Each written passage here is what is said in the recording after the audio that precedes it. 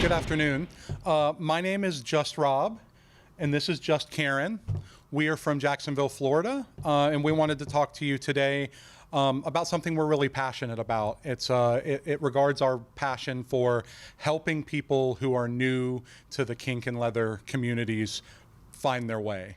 We want to start by telling brief stories about our entries into the community, sort of how they impacted us, how they shaped this passion.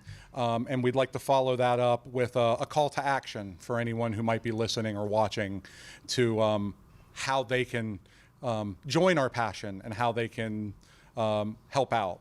Karen, did you want to start with your story? Sure. So I joined the community right out of a very bad marriage. And I was in a position in my life where I got to choose to be whoever and whatever I wanted. For the first time in my life, I got to be whatever I wanted. And I didn't know what that was. And I was lost, and I was alone. And I found this website. I'm not going to mention it. It's terrible, and none of us use it anymore. But I found this website. And I found a group of people loosely affiliated with each other, and I decided to show up, terrified, had no idea what I was walking into. And what I walked into was an experience that was less than optimal. It was not friendly. It was closed. And I felt outside of it. But I was stubborn, and I was persistent, and I am obnoxiously extroverted. And I made myself known, and I demanded for people to pay attention to me. Excuse me. And they did, but because I beat them over the head with it. And in this process of finding this community and helping it grow, I have found myself, and I have found where I belong, and my family, and my husband, and our family. And I found this group of people that love me and accept me for exactly who I am. And I get to live my most authentic self. I get to be exactly who I am, and I got to experience finding that. And finding that for me was so powerful and so affirming of who I am that I can't imagine not doing that, because my life would not be what it is today if I had not been persistent and stubborn and made people pay attention to me. I'll let Rob talk. My story's a little different. But our stories kind of coincide pretty quickly. I was in my mid-20s, and I didn't have a lot of the same sort of life milestone problems. There wasn't a big rock bottom that I hit. There wasn't a big life-altering change. Mine was a gradual process. Mine was a process of being in my mid to late 20s. I had already graduated college. I had already had an established career, but I was incredibly lonely, and I felt incredibly broken because of this thing about my sexuality, right? That like I just felt different. Like I felt like these things, the one thing I could identify about my loneliness was that there was this thing that was different about me than about anyone else. That anyone I dated thought that I was weird because we had these fetishes, we were into power and control and, you know, all of these things that on the surface look misogynistic and look violent and look cruel, right? I didn't know what all of that meant, and frankly, I didn't even know what side of the slash I was on. All I knew was like this stuff did it for me in context. And I felt alone, and I started to think, my analytical brain started to think, yeah, I can't be the only one, right? Like, this can't possibly be it. And so I similarly found FetLife and went to a munch. And at that first munch, I was super awkward and I sat in the corner on my phone. And the obnoxious extrovert sidles up to me. Hi, I'm Karen. What's your name?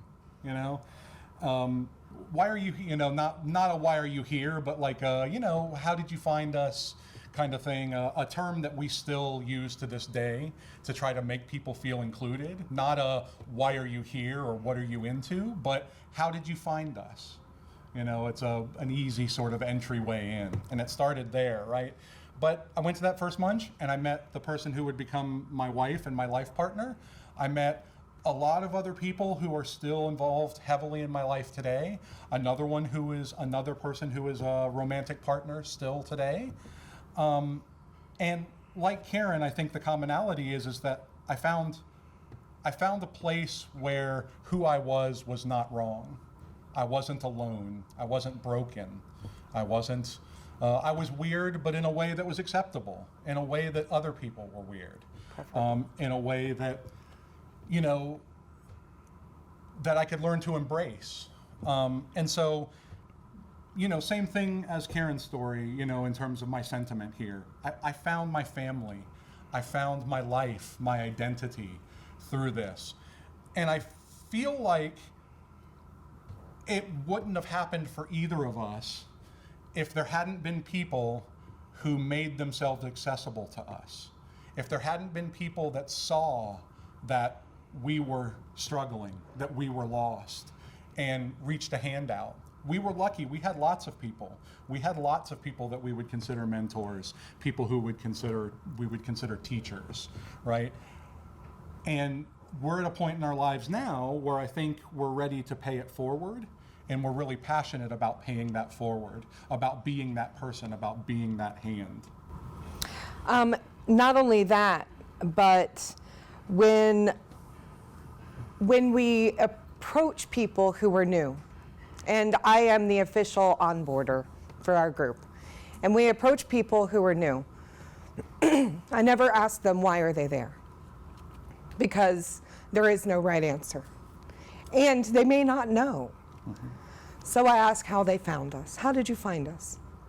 And give them an opportunity open-endedly to tell me why they're there without a demand, because we have to allow people to find what that is. But not only that, we have to be available to let them tell us if they want. But my passion for new people is to be able to give to them and to foster in an environment where they get to find who they are as well. Despite religious upbringing, despite environmental constraints, despite family disapproval and societal disapproval, and all of those things that we have all fought our whole lives against and have found where it is that we are at this point.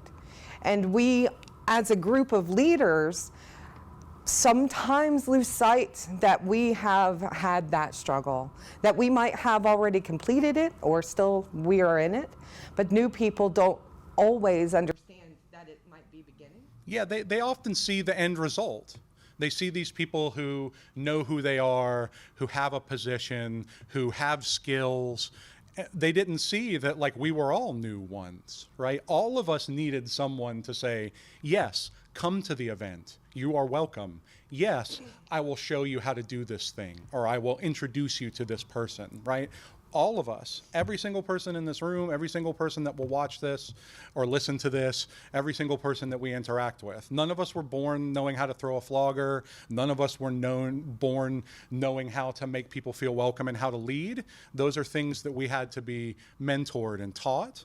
And those are things that we are passionate about reaching out and trying to help potential leaders in the future do, and just trying to get other people. I mean, not everyone's going to be a leader, right? I mean, we have to have people to lead,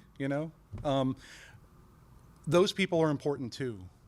The people who aren't going to be the next munch leader, the people who aren't going to run the next play space, but the people who are going to attend the munch, the people who are going to play at the play space, they need to feel welcome too. And so we have to remember, like she said, that we were new once, right? And that someone did us a solid, lots of people, if in retrospect, did us a solid. And so if we can do one forward, right, then it helps us make sure that this is going to live and exist the way that it lives and exists today. It's the TNG concept. It's the fact that the people, who are coming into the community now will be the people who will be standing up here giving this talk in 5, 10, 15, 20 years.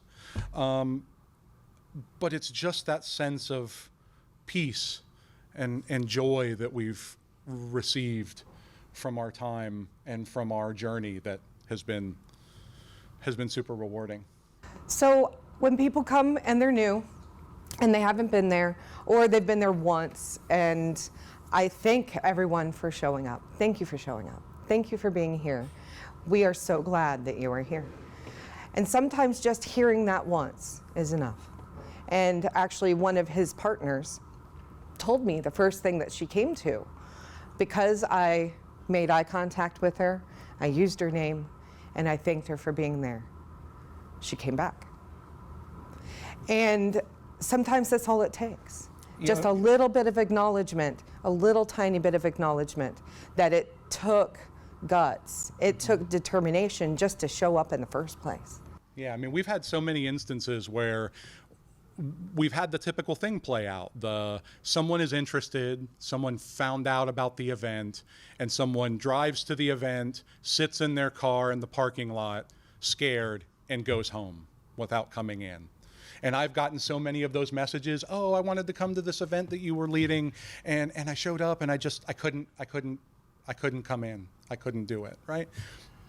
We are very passionate about acknowledging that that is difficult for people, and that oftentimes the way that they will be successful and find a home here is by us reaching out, by us not putting the onus on them to have to take all of the steps to walk into the munch, but that we can go meet them.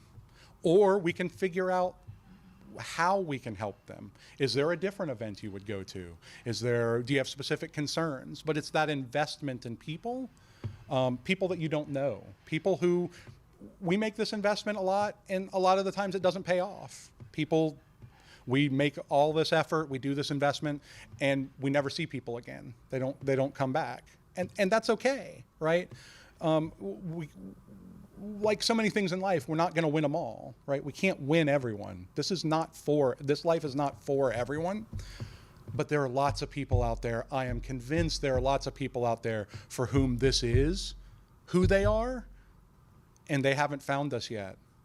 And if we don't try to help them find us and try to help them feel safe here, they won't. So I want to wrap up with our call to action, right? And I want to reiterate that how good it makes us feel. And I would like to be altruistic and a martyr and say that I'm just doing this for the community, but the reality is every time that there's someone new that finds themselves, that I see them find joy and find who they are, I get to share that. I get to do that with them, and it is exhilarating and powerful. And that is our passion in helping new people. So our call to action is for anyone listening, anyone watching. If you're in a position, if you lead a munch, if you are just a leader in your community, maybe you don't run something, but maybe you attend a lot of events. Maybe you're very active on social media. Reach out to people. People are out here searching. People are out here trying to find us. Make some effort, make some investment in this community, and try to reach out to these people. Try to find ways to reach them, and try to find ways to make them feel safe and make them feel welcome. Once again, a lot of the times all it takes is that little thank you, or that reaching out, that replying to a message on social media, that remembering a small detail about someone. It's these little things, right, that can help. I'm not inherently an extroverted person, And I still work really hard to try to find ways to do that in ways that come much more naturally to her. But regardless if you're introverted or extroverted, regardless if you're an expert and you've been doing this forever or you're relatively new, we all have skills and attributes that can help in this endeavor. And we all have, if we all have the passion and if we all have the drive, then we can all make a difference to try to help people find us. So that's our call to action. Figure out what your strength is, figure out what your way in is, and help us try to help people find us and help people live their best lives, their true authentic selves through our communities. Thank you.